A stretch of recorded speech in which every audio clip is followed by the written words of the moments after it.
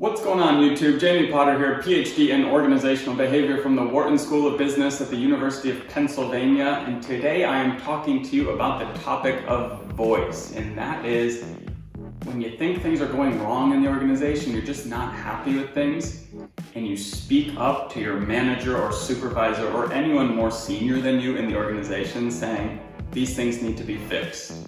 So it's upward, it's discretionary, and it's improvement oriented. It means I think something's wrong and I want things to get better in the organization.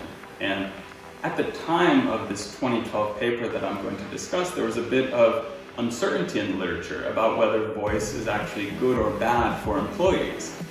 In one way, if you voice something and positive changes are made, obviously you'll be seen as a high performer and really be lauded as, wow, things were not good and you made them better based on your suggestions. However, on the other hand, you can really be seen as rocking the boat when you use voice. Why are you suggesting changes? Why are you threatening the manager in some way based on their ideas? Are you saying they're wrong? Are you saying you're better than the manager? So there's a lot of risk in using voice. And so this paper in 2012, the idea was here to sort of settle the score and find out when is voice good and when is voice bad. And they did this in a very prototypical way. They actually took the voice construct, previously a unitary single construct, and said, maybe there are actually some subdimensions of this. And what they split it out into is challenging voice and supportive voice.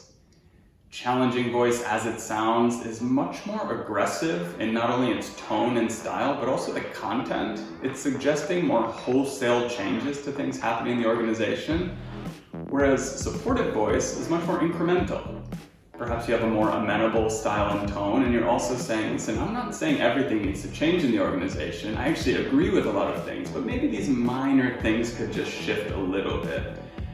And what the author of this 2012 paper finds across 3 different studies, not only a field study of restaurant managers, but also a vignette study, as well as an experiment in the lab where he's able to manipulate both challenging and supportive voice in teams working together in the lab.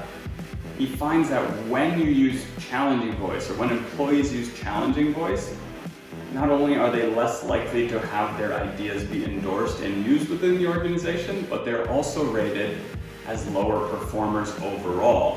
Whereas when you use this supportive voice, you not only increase the likelihood that your ideas are actually endorsed and used, but you're also seen as a higher performer overall.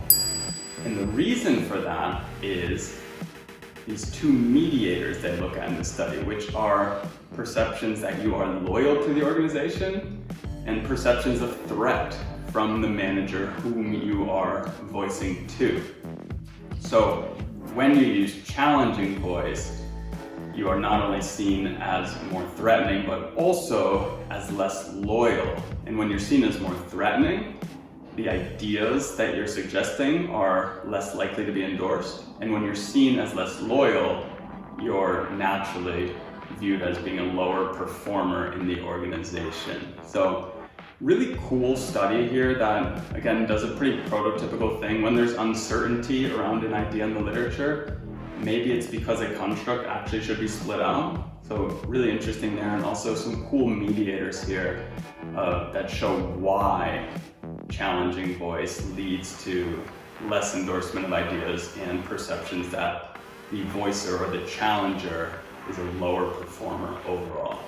So I hope you enjoy this topic. It's a really important one. I think a lot of people go into work and they're not happy with the way things are done and they wonder, what should I be doing? How do I fix it?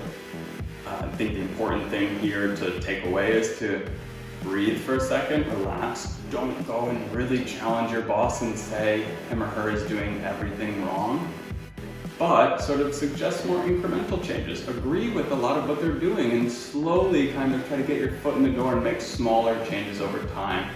And that's more likely to lead to you being viewed as a higher performer and also having those ideas be endorsed and used in your company.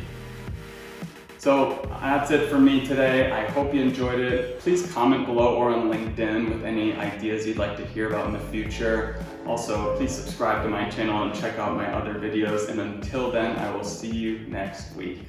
Bye.